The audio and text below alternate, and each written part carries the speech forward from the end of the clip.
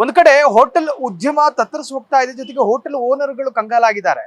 ನಮ್ಮಲ್ಲಿರ್ತಕ್ಕಂಥ ಕೆಲಸಗಾರರಿಗೆ ಹೆಂಗ್ ಸಂಬಳ ಕೊಡೋದು, ಗ್ಯಾಸ್ ಸಿಲಿಂಡರ್ ಬೆಲೆ ಜಾಸ್ತಿ ಆಗಿದೆ, ಇನ್ನು ಬೆಲೆ ಕೊಟ್ಟರು ಕೂಡ ಗ್ಯಾಸ್ ಸಿಗ್ತಾ ಇಲ್ಲ, ಸಿಕ್ಕಿದ್ರು ಕೂಡ ಹೋಟೆಲ್ ಹೆಂಗ್ ಮೇಂಟೈನ್ ಮಾಡೋದು, ಗ್ರಾಹಕರ ಸಂಖ್ಯೆಯು ಕೂಡ ಕಡಿಮೆ ಆಗ್ತಾ ಇದೆ. ಇಲ್ಲಿ ನಮಗವರು ವಿಶೇಷವಾದಂತಹ ಅತಿಥಿ ಸಿಕ್ಕಿದ್ದಾರೆ, ಪಾಪ ಹುಡುಗ ಹೋಟೆಲ್ ಅನ್ನ ಪ್ರಾರಂಭ ಮಾಡಿದ್ದಾರೆ. ಆದ್ರೆ ಸರಿಯಾದ ಗ್ಯಾಸ್ ಸಪ್ಲೈ ಇಲ್ಲದೆ ಇರೋದ್ರಿಂದಾಗಿ ಹೋಟೆಲ್ಗೂ ಕೂಡ ಒಂದು ತರಹದ ಸಂಕಷ್ಟ ಎದುರಾಗಿರುವಂತಹದ್ದು. ಅವ್ರ ಜೊತೆ ಮಾತನಾಡಿಸುವಂತ ಪ್ರಯತ್ನ ಮಾಡ್ತೀನಿ. ಸರ್, ಯಾವ ತರದ್ದು ಪ್ರಾಬ್ಲಮ್ ಅನ್ನ ಅನುಭವಿಸ್ತಾ ಇದ್ದೀವಿ ಅಣ್ಣ? ಹಿಂಗ ಗ್ಯಾಸ್ ಇಲ್ಲ ಅಂದ್ರೆ ಏನ್ ಮಾಡ್ಬೇಕಣ್ಣ? ನಾವು ಹೋಟೆಲ್ದವ್ರು ಹೆಂಗ್ ಜೀವನ ಮಾಡ್ಕೊಂಡು ತಿನ್ಬೇಕು? ಈ ಗ್ಯಾಸಿನ ಪ್ರಾಬ್ಲಮ್ ಭಾಳ ಬಂದಿತ್ತಣ್ಣ. ಈಗ ಏನ್ ಮಾಡ್ಬೇಕಣ್ಣ? ಈ ಹಿಂದೆ ಎಷ್ಟು ಸಿಲಿಂಡರ್ ಬಳಸ್ತಾ ಇದ್ರಿ ಹೋಟೆಲ್ ಅಲ್ಲಿ ನೀವು? ಇಲ್ಲಿ ನಮ್ಗೆ ಒಂದು 5 ಬೇಕು 3 ದಿವಸಕ್ಕೆ. ಓಕೆ, ಈಗ ಸ್ಟಾಕ್ ಇದೆ ನಿಮ್ಮಲ್ಲಿ? ಸ್ಟಾಕ್ ಇಲ್ಲ. ಸ್ಟಾಕ್ ಇದ್ರೆ ಈಗ ಹೆಂಗ್ ಹೋಟೆಲ್ ಇದು ಮಾಡ್ತೀರಿ? ಈಗ ನಾಳೆ ಬಂದ್ ಆಗುತ್ತೆ ನಮ್ಮ ಅಂಗಡಿ, ನಾಳೆ ಮಟಗ ಅಷ್ಟೇ ಆಗುತ್ತೆ. ನಾವು ಇದ್ಮ್ಯಾಗ ಏನ್ ಮಾಡ್ಬೇಕು? ಬಾಡಿಗೆ ಎಲ್ಲ ಮೈ ಮ್ಯಾಗ ಬರುತ್ತೆ, ಖರ್ಚೆಲ್ಲ ರೂಮ್ ಎಲ್ಲ ಬಾಡಿಗೆ ಗಿಡಿಗೆ ಎಲ್ಲ ಮೈ ಮೇಲೆ ಬರುತ್ತೆ. ನಾವೆಲ್ಲ ಏನ್ ಮಾಡ್ಬೇಕು? ನೋಡಿ, ಹೋಟೆಲ್ ಪ್ರಾರಂಭ ಮಾಡಿದ್ದೀನಿ, ಒಂದಷ್ಟು ಗ್ಯಾಸ್ ದಾಸ್ತಾನ್ ಇದೆ. ಸರಿ, ಇವತ್ತು ಗ್ಯಾಸ್ ಮೇಂಟೈನ್ ಮಾಡ್ಬೋದು, ನಾಳೆನೂ ಮಾಡ್ಬೋದು. ಖಾಲಿ ಆದ್ರೆ ಗತಿ ಏನು? ಈ ಹೋಟೆಲ್ಗೆ ರೆಂಟ್ ಕಟ್ಟೋದು ಹೇಗೆ? ಇದನ್ನ ನಿಭಾಯಿಸೋದೇನು? ಇದು ಹೋಟೆಲ್ ಉದ್ಯಮವನ್ನ ಪ್ರಾರಂಭ ಮಾಡಿರತಕ್ಕಂಥ ವ್ಯಕ್ತಿಗಳ ಅಭಿಪ್ರಾಯ. ಇದು ಯಾರು ಸೃಷ್ಟಿ ಮಾಡಿರೋದಲ್ಲ. ಇದು ನಾನು ಒಬ್ಬರ ಮೇಲೆ ಇನ್ನೊಬ್ಬರ ಮೇಲೆ ಹೇಳೋಲ್ಲ. ಯಾರ್ದು ತಪ್ಪಿಲ್ಲ, ಈ ಕೇಂದ್ರ ಸರ್ಕಾರದ್ದು ತಪ್ಪಿಲ್ಲ, ರಾಜ್ಯ ಸರ್ಕಾರದ್ದು ತಪ್ಪಿಲ್ಲ. ಅದು ಕೊಲ್ಲಿ ಯುದ್ಧದಿಂದ ಆಗಿರೋದು. ಅವರು ಇರಾನ್ನವ್ರು ಬ್ಲಾಕ್ ಮಾಡ್ಬಿಟ್ರೆ ಗ್ಯಾಸ್ ತಗೊಂಬರ್ದಂಗೆ ಶಿಪ್ಗಳನ್ನ ಯಾವ ಇರ್ತಾನೆ. ಇದು ಜಾಗತಿಕ ಸಮಸ್ಯೆ. ಇದು ಸರಿ ಹೋಗ್ಬೇಕು, ಇದು ತಾತ್ಕಾಲಿಕ. ಸರಿ ಹೋಗ್ಬೇಕು ಅಂದರೆ ಕೊಲ್ಲಿ ಯುದ್ಧ ಶಮನ ಆಗಬೇಕು. ಇಲ್ಲ ಅಂದರೆ ಯುದ್ಧದ ಮಾಡ್ತಾ ಇದ್ದಾರೆ ದೇಶಗಳು, ಅವರು ಮಾನವೀಯತೆ ದೃಷ್ಟಿ ಇಟ್ಕೊಂಡು ಆಡುವ ನೋಡಪ್ಪ ಗ್ಯಾಸ್ ಸಿಲಿಂಡರು ಪೆಟ್ರೋಲಿಯಮು ಹೋಗ್ಲಿ ಅಂತ ಬಿಡಬೇಕು. ಎಲ್ಲೊಂದು ಕಡೆ ಸೆಂಟ್ರಲ್ ಗೌರ್ಮೆಂಟ್ ಗ್ಯಾಸ್ ಉತ್ಪಾದನೆಯಲ್ಲಿ 10% ಏರಿಕೆ ಆಗಿದೆ ಅಂತ ಹೇಳ್ತಾ ಇದೆ. ಇಲ್ಲ, ಈಗ ಒಂದು ಹೇಳ್ತೀನಿ, ಕಾಂಗ್ರೆಸ್ ಸರ್ಕಾರ ಇತ್ತು, ನಾನು ಯಾವ ಪಕ್ಷನೂ ಇಲ್ಲ. ಅವರು ಇದೇ ಮಾಡಕ್ಕೆ ಅವ್ರೇನು ಆಕಾಶದಿಂದ ತರಲ್ಲ, ಯಾರ ಹತ್ರನೂ ಜಾದು ಇಲ್ಲ. ನಾವು ಸರ್ಕಾರನ ಎಲೆಕ್ಟ್ ಮಾಡಿದ್ದೀವಿ, ಆದರೆ ತಪ್ಪಿದ್ರೆ ಖಂಡಿಸ್ಬೇಕು. ಈ ವಿಷಯದಲ್ಲಿ ಕಾಂಗ್ರೆಸ್ ಇದ್ರೂ ತಪ್ಪಿಲ್ಲ, ಯಾವ ಪಕ್ಷನೂ ತಪ್ಪಿಲ್ಲ. ಇದು ಯಾವ ಪಕ್ಷದಿಂದನೂ ಆಗಿಲ್ಲ. ಬೆಲೆ ಏರಿಕೆ ಅನಿವಾರ್ಯ. ಇವಾಗ ಜಾಸ್ತಿ ಕೊಡ್ಲೇಬೇಕು.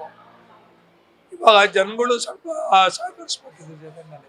ಸರ್ಕಾರದ ಇದರಲ್ಲಿ ಏನೂ ಇಲ್ಲ. ಬೆಲೆ ಏರಿಕೆ ಬಗ್ಗೆ ಕೇಂದ್ರ ಸರ್ಕಾರ ಕ್ರಮ ತಗೋಬೇಕು. ಆಮೇಲೆ ಗ್ಯಾಸ್ ಜಾಸ್ತಿ ಪ್ರೊವೈಡ್ ಮಾಡಬೇಕು. ಆಮೇಲೆ ಇದು ರೇಟ್ ಒಂದು ಸ್ವಲ್ಪ ಕಮ್ಮಿ ಮಾಡಬೇಕು. ಇದ್ರ ಬಗ್ಗೆ ಸರ್ಕಾರ ಮುತುವರ್ಜಿ ವಹಿಸಬೇಕು. ಖಾಲಿ ಆದರೆ ಈಗ ಪ್ರಾಬ್ಲಮ್ ನಡೀತಾ ಇದೆ. ಪ್ಲ್ಯಾಂಟಿಂದ ಬರ್ತಾ ಇಲ್ಲ ಗ್ಯಾಸು. ಗ್ಯಾಸ್ ಇಲ್ಲ ಅಂದರೆ ತುಂಬ ಕಷ್ಟ, ಅಂದರೆ ಏನು ಜೀವನ ಮಾಡೋದು ಕಷ್ಟ ಇದೆ. ಇನ್ನು ನಮ್ಮ ಹತ್ರನೂ ಒಂದೇ ಸಿಲಿಂಡರ್ ಇದೆ, ಇವತ್ತು ಅಷ್ಟೇ ನೋಡ್ತೀವಿ. ಇಲ್ಲ ಅಂದರೆ ನಾಳೆಯಿಂದ ಕ್ಲೋಸ್ ಮಾಡ್ತೀವಿ, ಆಪ್ಷನ್ ಇಲ್ಲ ಸರ್. ಈಗ ಜನ ಹತ್ರ ಇರೋದು ಪ್ರಾಬ್ಲಮ್, ದುಡ್ಡಿಲ್ಲ. ಈಗ ನಾವು ಏನೋ ಮಾಡೋಕ್ಕೆ ಹೋದರೆ ಎಲ್ಲರಿಗೂ ಪ್ರಾಬ್ಲಮ್ಮೇ. ಈಗ ಗ್ಯಾಸ್ ಇಲ್ಲ ಅಂದರೆ ತೊಂದರೆನೇ ಸರ್. ಪ್ರತಿ ತಿಂಗಳು ಹೆಚ್ಚಾಗ್ತಾನೇ ಇದೆ. ಈ ಯುದ್ಧ ಸಮಸ್ಯೆಯಿಂದ ಒಂದಕ್ಕೆ ಡಬಲ್ ಆಗಿದೆ. ನಾವು ಗ್ಯಾಸ್ನ ಸ್ಟಾಕ್ ಇಟ್ಕೊಳ್ಳೋಕ್ಕಾಗಲ್ಲ. ನಮ್ಮ ಹತ್ರ ಬಿಸ್ನೆಸ್ಸು ಕಮ್ಮಿ ಇರೋದ್ರಿಂದ ತುಂಬ ತೊಂದರೆ ಆಗ್ತಾಯಿದೆ. ಸರ್ಕಾರದವರು ಇದ್ರ ಬಗ್ಗೆ ಗಮನ ಕೊಡಬೇಕು. ಯಾಕೆಂತ ಹೇಳಿದ್ರೆ ಎಲ್ಲ ಗ್ರಾಹಕರು ಹೊರಗಿನವರು ಬರುವವರು ಜಾಸ್ತಿ. ಇಲ್ಲಿ ಮನೆ ಇರೋರು ಅವರು ಗ್ಯಾಸ್ ಇರ್ತದೆ, ಯೂಸ್ ಮಾಡ್ತಾರೆ. ಹೊರಗಿನವರಿಗೋಸ್ಕರವಾಗಿ ನಾವು ಹೋಟೆಲ್ ತೆರೆದಿರೋದು. ಇದರಿಂದ ಸರ್ಕಾರದವರು ಹೆಚ್ಚಿನ ಗಮನ ಕೊಟ್ಟು ಗ್ಯಾಸನ್ನ ಸಪ್ಲೈ ಮಾಡೋದು ಆದಷ್ಟು ಬೇಗ ರೆಡಿ ಮಾಡಬೇಕು. ಕೇಂದ್ರದವ್ರ ಮೇಲೆ ರಾಜ್ಯದವ್ರ ಮೇಲೆ ದೂರು ಕೊಡೋದಕ್ಕಿಂತ ಗ್ರಾಹಕರಿಗೆ ಅನುಕೂಲ ಆಗೋ ರೀತಿಯಲ್ಲೇ ಮಾಡಬೇಕು. ತೊಂದರೆ ಆಗ್ತಾಯಿದೆ. ನಮ್ಮದು 3 ರೆಸ್ಟೋರೆಂಟ್ ಇದೆ, ಎಲ್ಲ ಕಡೆಯೂ ತುಂಬ ಪ್ರಾಬ್ಲಮ್ ಆಗಿ ಒಂದು ರೆಸ್ಟೋರೆಂಟ್ ಆಲ್ರೆಡಿ ಕ್ಲೋಸ್ ಮಾಡಿದ್ದೀವಿ. ಈ ಚಿಕ್ಕದು ಮಾತ್ರ ನಡೆಸ್ತಾ ಇದ್ದೀವಿ. ದೊಡ್ಡ ರೆಸ್ಟೋರೆಂಟ್ ಎಲ್ಲ ಕ್ಲೋಸ್ ಮಾಡ್ತಾ ಇದ್ದೀವಿ. ಎಲ್ಲ ಕಡೆಯೂ ತುಂಬ ತೊಂದರೆ ಆಗಿದೆ. ಗ್ಯಾಸ್ ಅವ್ರು ಫೋನ್ ಎತ್ತಾ ಇಲ್ಲ, ಸಪ್ಲೈಯರ್ ಯಾರು ಫೋನ್ ಎತ್ತಾ ಇಲ್ಲ. ನಾವು 3,000 ರೂಪಾಯಿ ಕೊಡ್ತೀವಿ ಅಂದರೆ ಕೊಡಲಿಲ್ಲ ನಮಗೆ. ಕಮರ್ಷಿಯಲ್ ಸಿಲಿಂಡ್ರು 3,000 ರುಪೀಸ್ ಕೊಡ್ತೀವಿ. ನಮಗೆ ಕೇಟ್ರಿಂಗ್ ಆರ್ಡರ್ ಇದೆ ನಮಗೆ. ಅವ್ರಿಗೆ ನಾವು ಸ್ವಲ್ಪ ಐಟಮ್ ಒಪ್ಕೊಂಡ್ಬಿಟ್ಟಿದ್ದೀವಿ, ಕೊಡಲೇಬೇಕು ನಾವು. ಅವರು ಫೋನ್ ತೆಗಿತಾ ಇಲ್ಲ, ಏನು ಮಾಡೋದಂತ ಗೊತ್ತಾಗ್ತಾರೆ. ತುಂಬ ಕಷ್ಟ ಆಗ್ಬಿಟ್ಟಿದೆ. ಆಲ್ರೆಡಿ ಹುಡುಗರು ಸುಮಾರು ಒಂದು 7-8 ಜನ ಊರಿಗೆ ಹೋಗಬೇಕು ಅಂತ ನಿಂತ್ಕೊಂಡ್ಬಿಟ್ಟಿದ್ದಾರೆ. ನಮ್ಗೆ ಇಲ್ಲಿ ಕೆಲಸ ಏನು ಮಾಡೋದು, ಸುಮ್ಮನೆ ಕೂತು ಆಗಲೇ 2 ದಿವಸ ಆಯ್ತು ರೆಸ್ಟೋರೆಂಟ್ ಕ್ಲೋಸ್ ಆಗಿ. ಈಗ ಊರಿಗೆ ಕಳಿಸ್ಬಿಡಿ, ನಮಗೆ ನಾವು ಯಾವಾಗ ಫ್ರೀ ಆಗುತ್ತೋ ಆಗ ಬರ್ತೀನಿ ಅಂತ ಹೇಳ್ತಾ ಇದ್ದಾರೆ. ತುಂಬ ತೊಂದರೆ ಆಗ್ತಾ ಇದೆ. ಇನ್ನು ರಾಜಾಜಿನಗರದ ಮತ್ತೊಂದು ಹೋಟ್ಲಿಗೆ ಬಂದಿದ್ದೀವಿ. ಗ್ಯಾಸ್ ಬೆಲೆ ಏರಿಕೆ ನಡುವೆ ಮಾರುತಿ ಹೋಟೆಲ್ ಮಾಲೀಕರು ಹೆಂಗೆ ನಿಭಾಯಿಸ್ಕೊಂಡು ಹೋಗ್ತಾ ಇದ್ದಾರೆ, ಅವರು ಎದುರಿಸ್ತಾ ಇರ್ತಕ್ಕಂತಹ ಕೆಲವೊಂದು ಕಷ್ಟಗಳು ಅವ್ರ ಜೊತೆ ಕೇಳಿ ತಿಳ್ಕೊಳ್ಳೋಣ. ಸರ್, ಬೆಲೆ ಏರಿಕೆ ನಡುವೆ ನಿಮ್ಮ ಮುಖದಲ್ಲಿ ಒಂದು ತುಂಬ ಪ್ರಾಬ್ಲಮ್ ಇದೆ ಸರ್. ನಮಗೆಲ್ಲ ಬೆಲೆ ಏರಿಕೆ ಜಾಸ್ತಿ ಆದಮೇಲೆ ತುಂಬ ಪ್ರಾಬ್ಲಮ್ ಇದೆ.